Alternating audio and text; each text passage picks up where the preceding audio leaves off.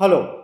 पिछले क्लास में मैंने आपको इंट्रोड्यूस किया सारे रेशियोज़ के बारे में और इंट्रोडक्शन दिया फिनेंशियल रेशियोज़ का। क्यों उसका इंपॉर्टेंस है ये भी बताया। साथ ही साथ कुछ चेतावनी दी कि आप सिर्फ एक रेशियो देख करके पूरी कंपनी का अंदाजा नहीं लगा सकते।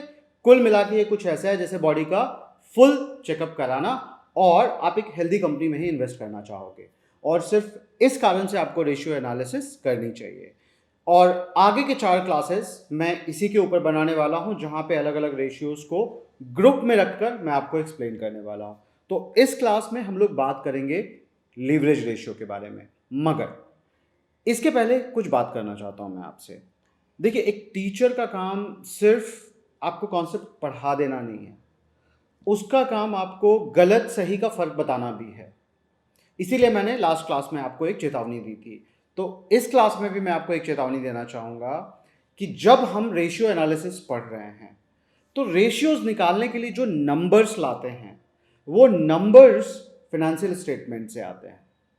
अब जब बात आती है फिनेंशियल स्टेटमेंट्स की, तो हम अगर गुडनेस में बिलीव करें, अच्छाई में बिलीव करें, तो हम ये मान के चलेंगे कि जो भी फिनेंशियल स्टेटमेंट्स कंपनी ने बनवाई हैं वो बहुत ही जिम्मेदारी और नैतिकता के साथ बनाई है। लेकिन क्या ये हमेशा होता है? नहीं। बहुत सारे फ्रॉड्स और स्कैम इस लेवल पे भी आए हैं जहां पे कंपनीज ने बैलेंस शीट और अपने फिनेंशियल स्टेटमेंट्स के अंदर फ्रॉड किए हैं, गलत किया है, और जो भी कम्युनिटी उसको अप्रूव करती है उन्होंने अप्रूव भी किया है, केसेस भी चले हैं। ठीक है, तो कम नंबर ऑफ केसेस हैं मगर हैं। इसलिए आप जब फाइनेंशियल रेशियो कर रहे हो, सीख रहे हो, इसका मतलब ये बिल्कुल नहीं है कि आप 100% फुल प्रूफ हो। ये चेतावनी की तरफ है, चेतावनी की तरह मैं आपको देना चाहूंगा। मगर बिना फाइनेंशियल रेशियो एनालिसिस किए हुए ढंग से तो इन्वेस्टमेंट करना, और खास करके वैल्यू इन्वेस्टिंग करना, कुछ ऐसा होगा जैसे अंधेरे में तीर चलाना। ठीक है, लेकिन आप आंख खोल के भी अगर तीर चला रहे हो तो भी जरूरी नहीं है कि निशाना बिल्कुल सटीक बैठे। बीच में हवा का डेविएशन हो सकता है, कुछ भी हो सकता है जिसके कारण आपकी ओवरऑल एनालिसिस पे फर्क पड़े। उनमें से एक बहुत बड़ा फैक्टर हमारे केस में है वो ये कि जो फाइनेंशियल स्टेटमेंट्स बनाए गए हैं वो शायद पूरी नैतिकता और ईमानदारी से अगर नहीं बनाए गए होंगे तो रेशियो तो आपको अच्छा दिखेगा, मगर हो सकता है कि उस कंपनी का फ्यूचर बहुत अच्छा नहीं दिखे। क्या मैं आपको डिमोटिवेट कर रहा हूं स्टॉक मार्केट में इन्वेस्ट करने से? बिल्कुल नहीं। क्या मैं आपको मोटिवेट कर रहा हूं स्टॉक मार्केट में इन्वेस्ट करने के लिए? बिल्कुल नहीं। मैं सिर्फ इतना कर रहा हूं कि आप आंख खोलकर इन्वेस्ट करें, आंख मूंद कर इन्वेस्ट ना करें, थोड़े नॉलेज के साथ इन्वेस्ट करें। और टीचर का दूसरा काम होता है किसी भी सब्जेक्ट को इस तरीके से इंटरेस्टिंग बनाना ताकि हर बच्चा समझ जाए और लोगों का इंटरेस्ट बना रहे। इसलिए चीज़ों को मैंने बहुत कॉम्प्लिकेट नहीं किया है अभी तक कोर्स में, आपने देखा होगा, और आगे भी मैं कॉम्प्लिकेट नहीं करूँगा। 1 लाख लोगों ने इंग्लिश का कोर्स खरीदा, करीब करीब 7,000 लोगों ने अभी तक हिंदी का कोर्स खरीद लिया है। अब मुझे पता है कि ये जब नंबर्स बड़े होते हैं तो इसमें हर तरीके के लोग होते हैं। कुछ लोग होते हैं जिन्हें बहुत कुछ पहले से पता होगा तो उन्हें ये बहुत बेसिक बेसिक लगेगा, मगर उनके लिए भी मैंने इंटरेस्टिंग तरीके से अपना एक पर्सपेक्टिव पेश करने की कोशिश की है। और जिन लोगों को बिल्कुल नहीं पता, मुझे लगता है कि आज मैं जिस तरीके से आपको टूल्स बताने वाला हूँ या बताने वाला हूँ कि कैसे फटाफट आप देख सकते हैं, तो ये एक्सरसाइज आपको, मेरा ये एक्सरसाइज के बाद खुद से भी करना चाहिए कुछ कंपनियों के साथ। इस क्लास में भी मैंने एग्जाम्पल्स का सहारा ज़्यादा लिया है रादर देन आपको थ्योरी देने के। तो अब शुरू करते हैं क्लास के ऊपर, मगर आपको इन दोनों चीज़ों पे ध्यान देना होगा। एक, कि आपको इस बात में बिलीव करना होगा कि आप जो भी नंबर उठा रहे हो फाइनेंशियल स्टेटमेंट से उठा रहे हैं, और वो फाइनेंशियल स्टेटमेंट्स सही गलत कुछ भी हो सकते हैं। किया है कंपनियों ने पास्ट में ऐसा कि अपने फाइनेंशियल स्टेटमेंट्स के साथ गलत किया है लोगों को दिखाने के लिए, तो आपको उस लेवल पे भी सतर्क रहना पड़ेगा। इसीलिए मैंने आपको क्वालिटेटिव एनालिसिस बताया था, जिसमें मैंने आपको बताया था कि कितना जरूरी है ये भी देखना कि प्रोमोटर्स, फाउंडर्स कितने ईमानदार लोग हैं। राइट, ये हम क्वांटिटेटिव एनालिसिस कर रहे हैं, मगर जब आप इन्वेस्टमेंट करने जाएंगे तो आप दोनों का कॉम्बिनेशन करेंगे, क्वालिटेटिव भी करेंगे और क्वांटिटेटिव भी करेंगे। तो ये एक चेतावनी थी। अब आते हैं हम लोग लीवरेज रेशियो के ऊपर। तो लीवरेज जैसा वर्ड है, मतलब कितना लीवरेज्ड है कंपनी। पहला रेशियो या पहला ग्रुप ऑफ रेशियो मैंने इसलिए इसको चुना क्योंकि एज एन इन्वेस्टर आप भी कंपनी को पैसा दे रहे हो और कंपनी भी पैसा उठा रही है मार्केट से डेट के तौर पे, ताकि कंपनी को एक्सपैंड कर सके, कंपनी सुचारू ढंग से चले और कंपनी ग्रो कर सके। मगर यही उधार कई बार काल का कारण बनता है, क्योंकि जब उधार बहुत होता है तो इंटरेस्ट भी भरना पड़ता है, और ये अगर प्रॉफिट नहीं बना रही है कंपनी तो ये उधार बढ़ता चला जाता है, और एक समय ऐसा आएगा जब जिन लोगों को आपने उधार दिया है वो आपकी कंपनी की नीलामी तक करवा देंगे। और वैसे सूरत में इन्वेस्टर्स के हाथ में कुछ नहीं लगता, क्योंकि एज एन इन्वेस्टर आप उस कंपनी के मालिक हो, सबसे आखिरी हक उस कंपनी पे आपका बनेगा। इसलिए बहुत ज़रूरी है कि हम देख सकें कि कंपनी ने कितना उधार लिया हुआ है, कितना उधार लेकर के अपने एसेट्स बनाए हैं, जो उधार लिया है उस पर जो इंटरेस्ट भरते हैं वो टोटल बने हुए प्रॉफिट का कितना गुना होता है। ये सारे 3-4 फैक्टर्स हैं। जैसे खुद का जो एसेट है, मतलब जो कंपनी का बिलोंग करता है, एसेट लायबिलिटी तो आप समझते हैं, तो कंपनी का जो खुद का है वो कितना है और उधार कितना लिया है।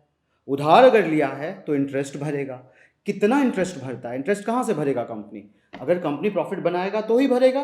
तो जब कंपनी ने प्रॉफिट बनाया, कितना गुना उसका, उसकी कितना हिस्सा, मान लो 500 करोड़ का प्रॉफिट बनाया और 250 करोड़ अगर सूद में ही वापस कर दिया, अच्छी बात है? बिल्कुल अच्छी बात नहीं है। तो ये कुछ तरीके हैं। कंपनी ने एसेट बनाया, कंपनी का काम है एसेट बनाना, क्योंकि जब वो एसेट बनाएगा तभी उस एसेट का यूज करेगा, और यूज करके कंपनी को एक्सपैंड करेगा, मैन्युफैक्चरिंग करेगा उस एसेट के ऊपर। अब सवाल ये आता है कि कितना उधार लेके बनाया और कितना खुद के पैसे से वो एसेट बनाया।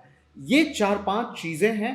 अलग अलग तरीके से देखने का नजरिया है कि कंपनी कितनी लीवरेज्ड है। मैंने 4 रेशियो लिए हैं, एक एक करके पहले वो मैं 4 रेशियोज आपको फटाफट बताता हूँ, फिर एक जगह बताता हूँ जहाँ पे जाके आप उसको फटाफट देख पाएंगे। जिन लोगों को बैलेंस शीट से डायरेक्टली देखना है वो बैलेंस शीट से देख सकते हैं, मैंने आपको बैलेंस शीट पे सारी चीज़ें बताई हैं देखने के लिए। मगर ये एक टूल यूज़ करूँगा जिस टूल का मैं बहुत बड़ा फ़ैन हूँ सालों से। उस टूल में मुझे आज तक समझ में नहीं आया, बहुत सालों तक, शुरू के सालों तक, कि उसमें पेड फीचर क्या है और फ्री फीचर क्या है। मगर मैं उस टूल से इतना खुश था, शुरू के सालों की मैं बात बता रहा हूँ, कि लगभग पेड और फ्री फीचर्स में कोई भी डिफरेंस नहीं था, फिर भी मैं उसका पेड लेता था सिर्फ इसलिए क्योंकि मैं चाहता था कि ये कंपनी सर्वाइव करती रहे, चलती रहे, और इस फॉर्म में डेटा कॉमन मैन को देती रहे, ताकि मेरे जैसे लोग जिनके पीछे, जब मैंने शुरू किया था काम कंपनी में नौकरी छोड़ने के बाद, तो मेरे पास 30 लोग नहीं थे, अकेला ही काम करता था। तो समय की बचत सबको करनी होती है जब आप बहुत सारी कंपनियों को स्क्रीन करते हैं, वहाँ पे ये टूल मुझे बहुत काम आता था। मैं इस टूल का कोई प्रमोशन नहीं कर रहा हूँ, ऐसा नहीं है कि ये टूल को बेचने के लिए मुझे कुछ पैसे मिलते हैं, एक अच्छी चीज़ है, मैं यूज़ करता हूँ, आपको भी बता रहा हूँ। इसके अलावा मेरा कोई लेना देना नहीं है इस टूल से। ये रेशियोज आप कहीं पे भी गूगल करेंगे और दूसरे टूल्स पे भी आपको मिलेगा, मगर यहाँ पे थोड़ा सा कस्टमाइज करने की भी सुविधा है, और वो भी नॉन पेड फीचर में, आपको खरीदने की भी ज़रूरत नहीं है। वो टूल मैं आपको कई बार दिखा भी चुका हूँ पहले भी। खैर, आते हैं और देखते हैं कि कौन कौन से हैं लीवरेज रेशियो। तो सबसे पहला, डेट टू इक्विटी रेशियो। ये बहुत सिंपल फ्लैट रेशियो है, खुद के लगाए पैसे से कितना गुना उधार लेकर कंपनी बैठी है।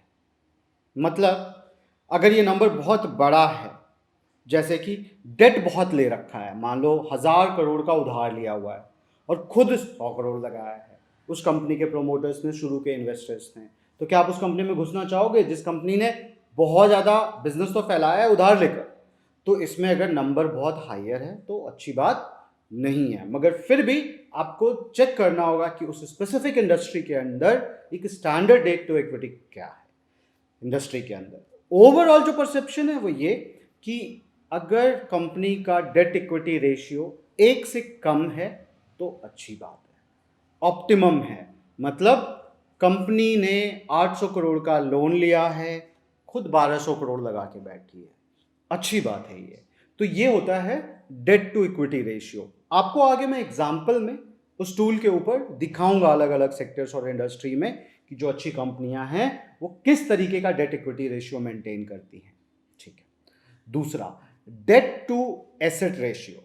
कंपनी कितना उधार लेकर अपना एसेट बनाई है। अगर आप यहाँ पे देखेंगे कि टोटल डेट क्या होता है, जो कंपनी ने लॉन्ग टर्म शॉर्ट टर्म दोनों डेट लिए हुए हैं। अब वो डेट अगर उन्होंने लिया है 500 करोड़ का, ठीक है, और एसेट बनाया है 200 करोड़। क्या अच्छी बात है? नंबर बड़ा हो गया, 2.5 हो गया, इसको उलट देते हैं। उलट देते हैं मतलब उल्टा करते हैं, देखते हैं डेट लिया है 200 करोड़, एसेट बनाया है 500 करोड़। अब ये नंबर कितना हो गया? 0.4, मतलब 40% उधार लिया है अपने एसेट्स को खड़ा करने के लिए।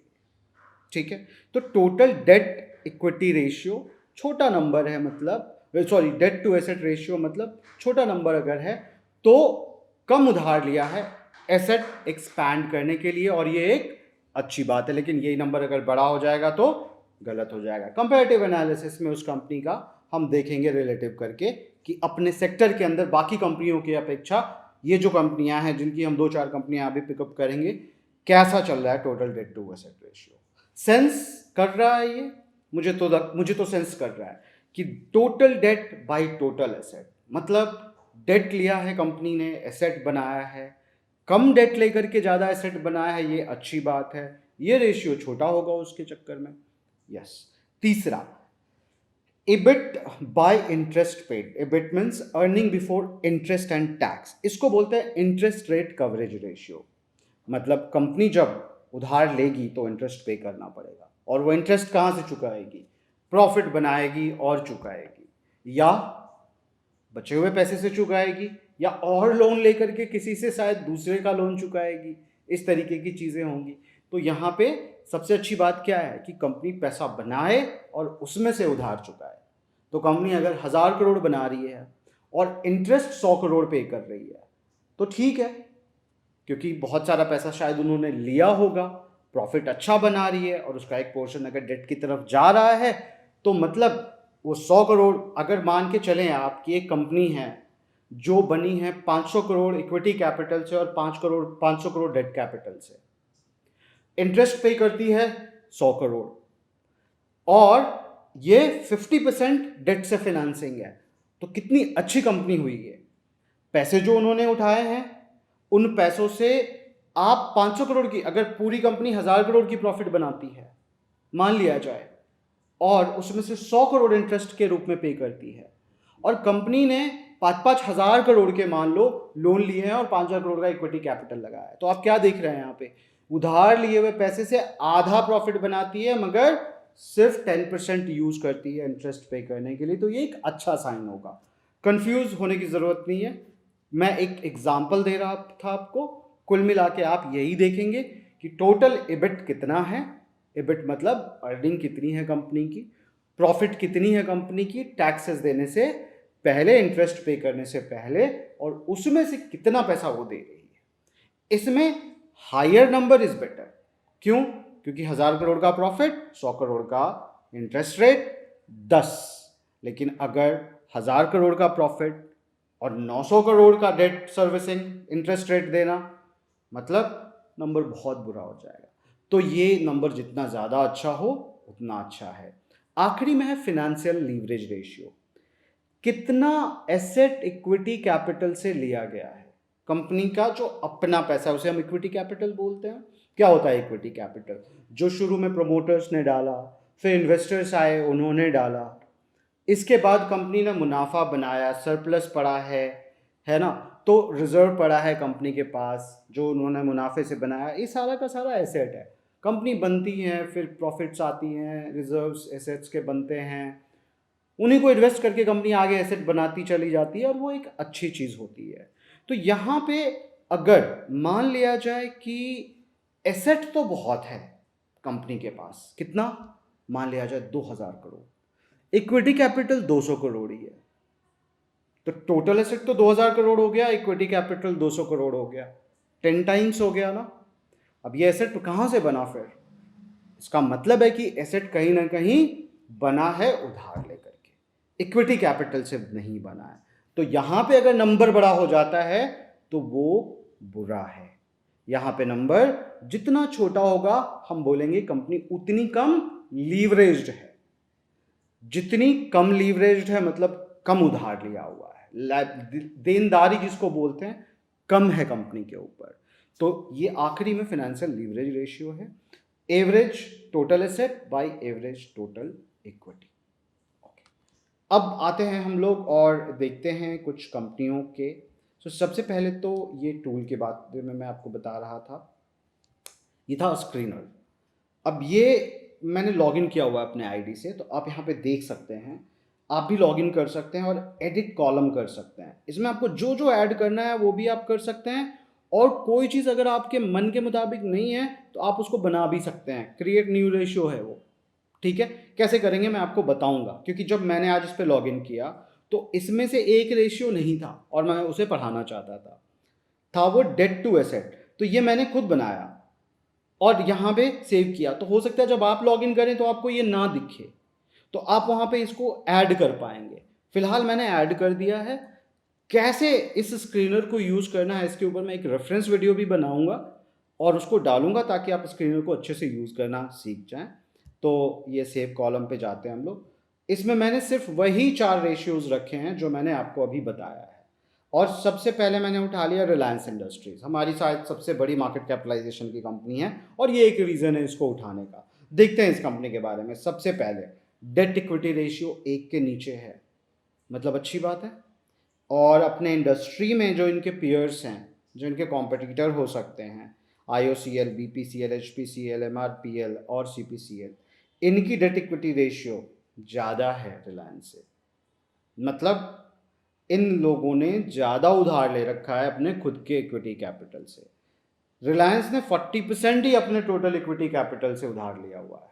400 करोड़ का क्या होगा, डेट होगा, और 1000 का इक्विटी होगा, तभी तो 0.41 आएगा या 0.40 आएगा। तो यहाँ पे हम क्या देखते हैं, date equity ratio. Interest coverage ratio की अगर हम बात करें तो इंटरेस्ट कवरेज रेशियो के लिए एक बार हम समझते हैं कि कंपनी कितना गुना इंटरेस्ट चुकाती है, हायर द बेटर। तो रिलायंस का इंटरेस्ट कवरेज रेशियो देखिए 4 है, मतलब दे रही है। अगर मैं मोटे मोटे तौर पे बोलूँ तो 250 करोड़ का इंटरेस्ट पे करती है जब वो 1000 करोड़ का एबिट बनाती है। मगर यहाँ पे यही चीज़ अगर हम दूसरी कंपनियों का देखें तो क्या आपको दिखता है, यहाँ पे इंटरेस्ट कवरेज ये तीनों कंपनियों की अगर हम देखें तो बहुत अच्छी है। मतलब ये मुनाफा बहुत कमा रही है, और शायद ही कोई बहुत ही उसका छोटा हिस्सा इंटरेस्ट पे करने में लगा रही है।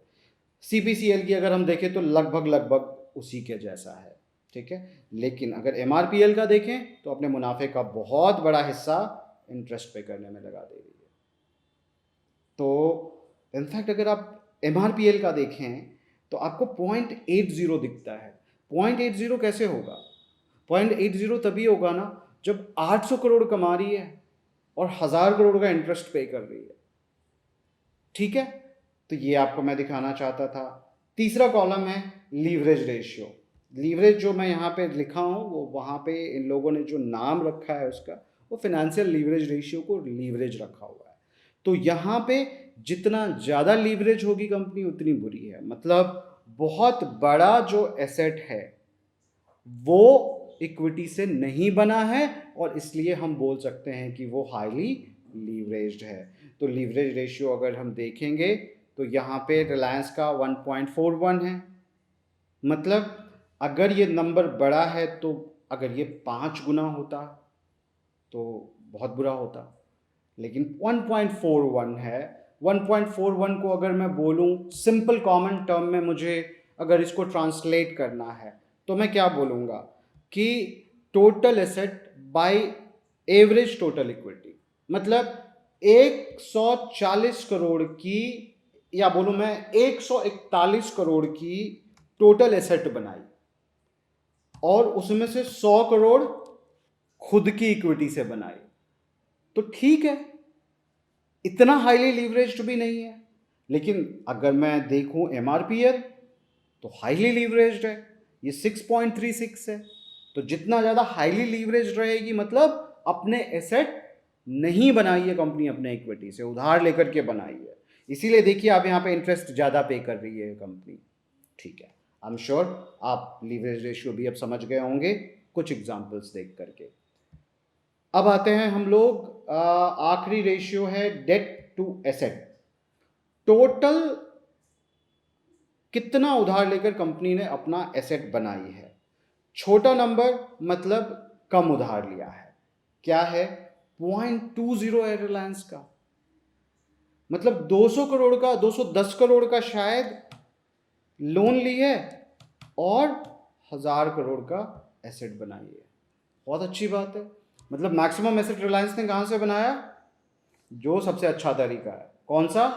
मुनाफा बनाओ, एसेट बनाओ। और शायद यही रीज़न है कि आज रिलायंस जैसी कंपनी हमारे देश की सबसे बड़ी कंपनी है मार्केट कैपिटलाइजेशन के आधार पर, क्योंकि इन्होंने लगातार अच्छा मुनाफा बनाया है। वेल, ये 4 लीवरेज रेशियो थे जो मैं आपको समझाना चाहता था। मैंने आपको एक इंडस्ट्री का करके दिखाया, आप किसी दूसरे इंडस्ट्री का करके देखें और बहुत सारे इंडस्ट्रीज़ का करके देखें। अगर मैं इन्फोसिस लूँ, आईटी इंडस्ट्री की कंपनी, तो यहाँ पे भी आप देखेंगे डेट इक्विटी रेशियो तो बहुत ही कम है, क्योंकि ये कंपनी लगातार मुनाफा बना रही है। इनको उधार लेने की ज़रूरत ही नहीं है। सारी आईटी कंपनीज जो बड़ी बड़ी कंपनीज हैं, डेट इक्विटी रेशियो काफ़ी कम है सबका। आप देखें, रिलायंस हो, इन्फोसिस हो, टीसीएस हो, विप्रो हो, सबकी सबकी कुछ ऐसी स्थिति है कि इन्होंने डेट बहुत कम ले रखा है। बाकी रेशियोज आप डेफिनेशन को थोड़ा सा मेमोराइज करने की कोशिश करें, थोड़ा विजुअलाइज करने की कोशिश करें, और लीवरेज रेशियो से आपको पता चल जाएगा कि कंपनी कितनी लीवरेज्ड है, कितना सेफ पोजीशन पे है, लंबे समय तक टिके रहेगी और किसी तरीके का डिफ़ॉल्ट नहीं करेगी कंपनी, चाहे वो उधार टाइम पे चुकाने का हो या इंटरेस्ट चुकाने का हो, या जो भी उनके अदर स्टेक होल्डर्स हैं, जो उनके आप बोल सकते हैं कि सप्लायर्स हैं, उनको टाइम पे चुका रही है। ढंग से कंपनी सुचारू ढंग से चल रही है, बहुत उधार लेकर नहीं बैठी है। यही आप लीवरेज रेशियो में देखोगे, और ये देखना बहुत ज़रूरी है, क्योंकि चाहे वो कंपनी हो या हमारी पर्सनल लाइफ, बहुत ज़्यादा उधार अच्छा नहीं है। अपने हिंदी में तो एक कहावत भी है, उतने पाँव पसारिए जितनी चादर होए। बहुत सटीक तो नहीं बैठता, मगर हाँ, आप वो शायद सटीक बैठता है खर्च को लेकर के। मैं यहाँ पे बात कर रहा हूँ डेट को लेकर के। लेकिन जब आप डेट लेते हो तो इंटरेस्ट पे करते हो, जो एक तरीके से आपकी कंपनी के ऊपर एक बहुत बड़ा खर्च है, देनदारी है। आपको उसे संभल के रहना पड़ेगा। नहीं लेते हो वो भी एक प्रॉब्लम है। अगर कंपनी, चलो इन्फोसिस टीसीएस जैसी कंपनीज के बारे में मैंने आपको बता दिया कि इनको ज़रूरत ही नहीं है, क्योंकि एसेट बनाना नहीं होता। आईटी कंपनीज का सबसे बड़ा एसेट होता है उसका एम्प्लॉय। एक लैपटॉप दिया, एक बिल्डिंग दी, सॉफ्टवेयर्स दिए, बहुत एसेट की ज़रूरत नहीं है उन्हें, तो उधार भी क्यों ले। लेकिन बहुत सारी जो हेवी मैन्युफैक्चरिंग की इंडस्ट्रीज़ हैं उनमें उधार लेना पड़ता है। तो ऐसा भी नहीं है कि कोई मैन्युफैक्चरिंग इंडस्ट्री का बंदा है बिल्कुल उधार नहीं लेके बैठा है, तो हो सकता है कि एक बहुत अच्छे ग्रोथ पाथ पे वो ना हो। इसलिए बैलेंस होना ज़रूरी है। मैं जहाँ तक समझता हूँ 0.5 से 1 तक का अगर डेट इक्विटी रेशियो है तो वो बेहतर है। बाकी के फॉलो थ्रू के जो रेशियोज़ हैं आप उस पर थोड़ी प्रैक्टिस करो, और कोई भी कंपनी को लेने से पहले उधार वाला एंगल ज़रूर देखो, लीवरेज वाला एंगल ज़रूर देखो। ऑन दैट नोट मैं ये क्लास यहाँ पे कंक्लूड करना चाहूँगा। अगले क्लास में हम लोग दूसरे ग्रुप ऑफ रेशियोज़ के बारे में बात करेंगे। Thank you.